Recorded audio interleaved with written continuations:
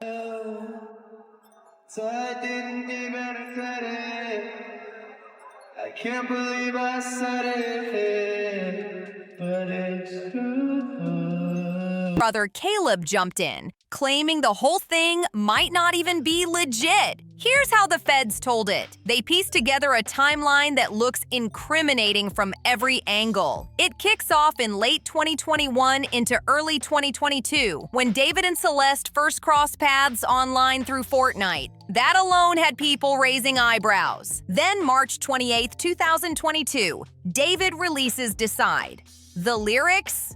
Save your tears, 7 years. Fans swore he was hinting at her age and waiting for her to hit legal ground. Investigators flagged it as way too suspicious. Fast forward, September 7th, 2022, Celeste's birthday.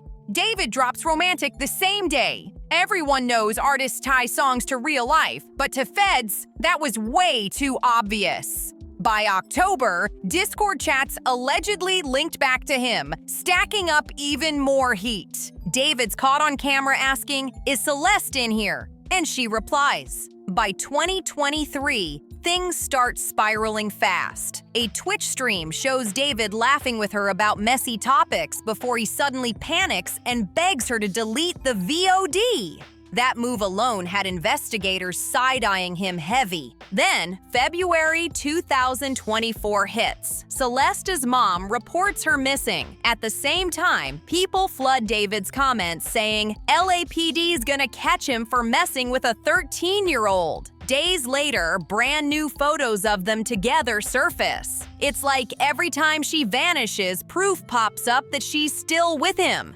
Spring 2024, she disappears again, only to come back briefly before vanishing by June. By August, she's spotted backstage with David. Discord users even joke, "Drop the one with the missing girl," like the internet had already cracked the case before cops moved in. Now, here's where it gets chilling. September 2025. A body is found dismembered, stuffed inside the trunk of a Tesla, registered to David. The feds line this up like the final nail in his coffin, and the fallout is immediate. Police raid his manager's house, the label drops him, and David scrambles, wiping Reddit posts, locking his Fortnite stats, erasing his tracks. On paper, the timeline looks airtight, every detail pointing back to him. But here's the twist. This exact same timeline the feds are hyping is the one Caleb, his own brother, is now tearing apart. Caleb's not holding back. He's basically saying all those dates and receipts don't prove guilt at all. They prove somebody set his brother up. That claim alone flips the entire case upside down. But right after the feds laid out their timeline, the spotlight swung onto Caleb himself. Rumors started spreading that David's own brother might actually be working with the cops. People aren't just whispering. Reddit threads flat out accused Caleb of snitching, even tying his own music to Celeste and claiming he knew way more than he ever admitted. If that's true, Caleb wouldn't just be dropping bombshells, he'd be feeding law enforcement the keys to the case. And in hip-hop, that word snitch hits like a grenade. Some fans are calling him a backstabber, while others say he's doing the right thing and calling it justice. Either way, it's tearing the fan base apart. So where did this all start? Reports began swirling that Caleb was quietly cooperating with police after being disturbed by the accusations tied to David. Then Reddit detectives dug deeper into his lyrics, swearing his bars lined up with what allegedly went down between David and Celeste. And just when it couldn't get messier, a blurry backstage photo surfaces, supposedly showing Caleb with Celeste at one of David's shows. Suddenly, the internet's demanding answers. Did he know more than he let on? Did he stay silent? Or is he just scrambling to clear his own name before things collapse? Nothing's confirmed by LAPD, but their silence is only making the rumors grow louder. Some outlets even claimed Caleb's been working hand-in-hand with authorities, and the internet ran wild with it. Whether that's hard fact or just click-chasing headlines, the damage is already done. Caleb's name is stamped in this mess. But if he really is cooperating, what's his play? Is he protecting himself before the feds drag the whole camp down? Or is he setting David up to take the fall? Think about it. This album is my life. Like, Withered is my life. Petals of Thorns and Lost Petals are what I wanted my life to be, and then Withered is my life. David's manager already had his house raided, and the label cut ties without hesitation. Everyone close to him is backing away fast. So Caleb swooping in as the informant brother could be his escape route or the nail in David's coffin. And here's the sinister part. If Caleb is feeding info, suddenly all those cryptic lyrics, voicemails, and even his tattoos might flip from artistic to straight-up evidence. Imagine prosecutors holding up his bars in court, turning rap into receipts. But before anyone crowns Caleb the ultimate snitch, we gotta talk about the circus of online rumors. Fake leads, viral posts, and non-stop misinformation have been clouding this case since day one. The wildest? That viral pregnancy claim. A single post on X racked up over 2.5 million views, pushing the idea that Celeste was pregnant when she died and that infant remains were found near David's home. That rumor exploded overnight, and it sent the entire internet into chaos. That claim alone sent shockwaves through the fan base. People were saying this wasn't just a tragic relationship gone wrong, it was something even darker. But here's the truth. That rumor's been debunked. No official reports, no forensic confirmation, nothing from law enforcement to back it up. Just pure misinformation that spread like wildfire because fans were desperate for answers.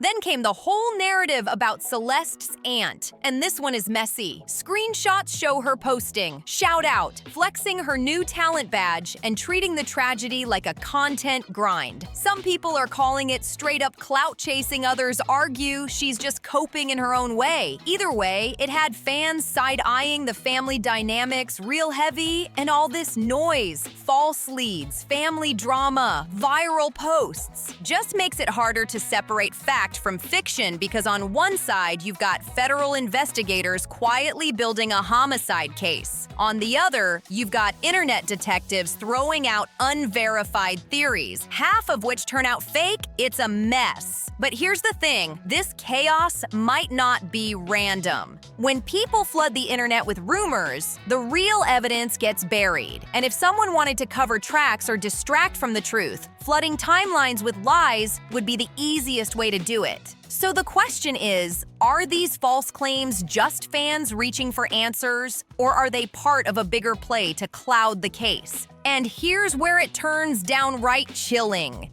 While the internet keeps chasing fake leads, the darkest clues may have been hiding in plain sight, inside David's own music.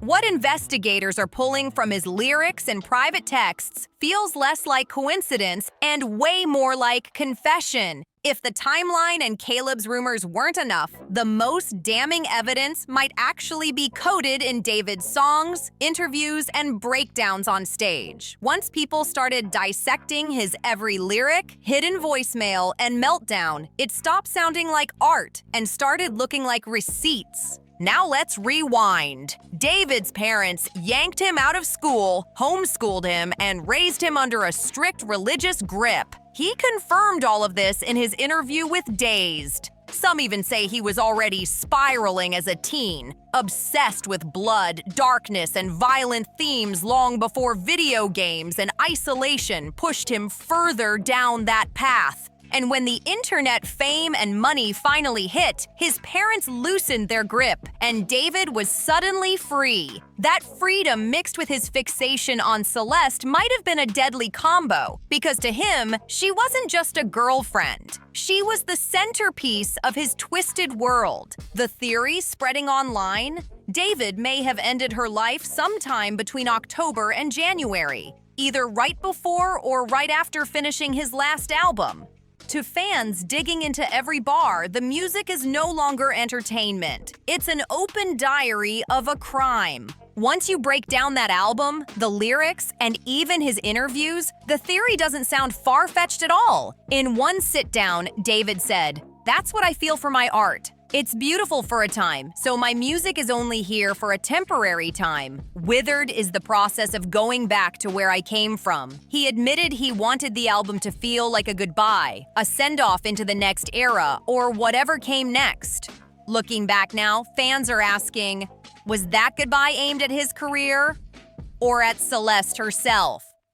In another interview with Zach Sang, David doubled down, saying the project was designed as a transition, and he constantly brought up two haunting concepts: the invisible string theory and the Korean idea of zong, a deep bond that never breaks, even when toxic. David even admitted, the irony was that the person who taught me this begged, "Don't leave me." But in the end, she left anyway. Now that she's gone from his life, it's almost impossible not to connect those words directly to Celeste. Then comes the flower symbolism. His project Withered bled into talks of a deluxe called Japanese Lily. In Japanese culture, the red spider lily represents pass, mourning, and the passage between life and gone. It blooms exactly as summer fades into fall, a chilling metaphor for transition. Was this just artistic evolution or a coded nod to Celeste's fate? And here's what sealed it for a lot of fans: the smoking gun. Celeste's actual voice is scattered across his songs. Tracks like I Never Needed You in So Long, Goodbye Now sound less like music and more like eerie memorials frozen in time. You hear her voicemails crying drunk, apologizing, saying she misses him in the first track. She tells him, "You're always the one calling my phone. You have to figure out what's going on with you. Why are you?" It paints a picture of a girl trying to pull away and a boy who refused to let go. The SoundCloud track, Satan's Pursuit is Even Darker, dropped in late 2023. He raps, "It ends me slowly, day by day. I need to find somewhere to clean my thoughts, but I'm not happy at all. I let Satan pursue me. I still miss you the way it was before I threw my life away." Was he confessing in real time? And it's not just the recording. His live performances got disturbing too. In April 2025, during the BandLab experience, David broke down sobbing in the middle of Afterlife, unable to finish the song. Then again in June, he performed it live and had another breakdown on stage. Fans can't decide if it was grief, guilt, or both, but it left everyone shaken. Add all this up. The birth date releases the flower-eliminated imagery, the invisible string theory, Celeste's actual voice in his tracks, his breakdowns on stage. It paints a haunting portrait to a lot of fans. It's not just coincidence, it's obsession immortalized in music. And that leads to the darkest theory yet, that David. Celeste lived with it for months, then dumped her body in a Tesla, hoping it would get towed and destroyed before anyone found her. Some even say maybe he wanted to get caught because why else would he scatter so many clues in his art? But there's another big question lurking. If David really was spiraling this hard, did the people closest to him, his management, his label, his crew, know more than they ever admitted? And if they did, how deep does this cover-up really go? The spotlight is shifting fast because as much as fingers are pointing at David, others are starting to wonder if his entire team was in on it. Let's start with Josh Marshall, David's manager. The feds raided his house right after Celeste's body was identified. Now, why would cops be looking at a manager unless they thought he was tangled in the mess? Fans have been saying for months that Josh and the label weren't clueless, that they ignored warnings about Celeste being a missing minor as far back as 2024. And if that's true, Josh can't play dumb. Celeste wasn't just another fan. She was publicly reported missing, yet still spotted backstage at shows with David's crew, all while being too young to even legally be there. She used fake IDs, couldn't drive, and still ended up in concert photos. Anyone around could have seen the truth. So why didn't anyone step in? The theory is simple. They looked the other way because the money kept flowing. And here's where it gets even shadier. After LAPD searched David's rented apartment, reports claim Josh cut the lease immediately. Fans saw it as a cleanup job, a desperate move to erase traces before investigators could dig deeper. The label cut ties with David almost instantly, like they already knew the storm was coming. And this is where Caleb steps right back into the picture. If his brother really is snitching or even just cooperating, then investigators might not just be circling David anymore. They could be digging into everyone tied to him. Management, the label, maybe even family. Caleb pulling away or feeding info could be his way of dodging the fallout, while Josh and the label scramble behind the scenes to keep their names clean. But at the end of the day, one thing's crystal clear: David isn't the only one under suspicion anymore. His entire circle is being dragged into the mud, piece by piece. And the deeper this case gets, the harder it is to believe it was just one man spiraling out of control. To a lot of people, it looks like a whole system was built to protect him until the truth got too big to hide. So what do you think? Was David the only one responsible? Or was there a cover-up protecting him all along? Drop your thoughts in the comments. Don't forget to like, share, and subscribe. And I'll catch you in the next one.